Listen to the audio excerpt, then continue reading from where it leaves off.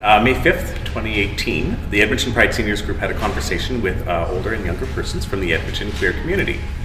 I'm Dave, and this is Jerry, and this is Shay. And we're just going to have a little chat about the sessions and get some of their perspectives on what happened today. So, my first question is, what is one thing about the sessions that you guys found interesting or stimulating today? And we'll start with Shay. I think I found the most stimulating part of the sessions to be the small groups and the discourse we had with one another. I think it really helped that we were able to share experiences and then build off of them and talk about what experiences we do share, what those mean to one another, what we can take away and learn from one another. I think was really helpful. Sure. And I think the most interesting thing was the fact that we did change the small groups, and for me what was most amazing was seeing the common concerns of both the older generation and the younger generation, just from a slightly different point of view.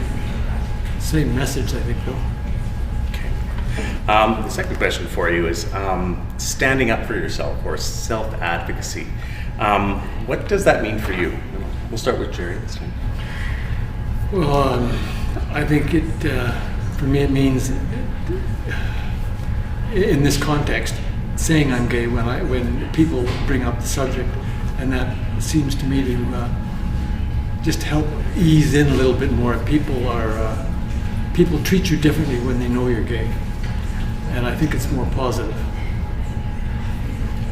Sure. For me, it means a lot of different things.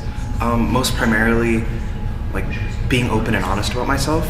Actually, for me, a lot of self-actualization and self-advocacy comes through reaching out and supporting other people through peer support. It comes through reaching out and building communities. It comes through doing advocacy for other people, because that's when I actually feel most comfortable about myself. That's when I feel like my identity is valid, is when I'm able to build those spaces with other people and see almost that intervalidating feeling where we validate one another, we support one another.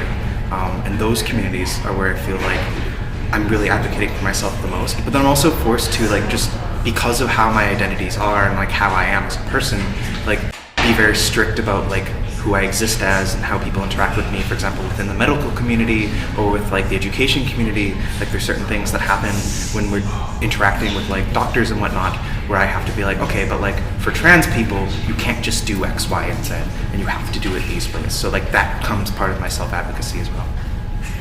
Okay. Well, thank you two very, very much for those insights.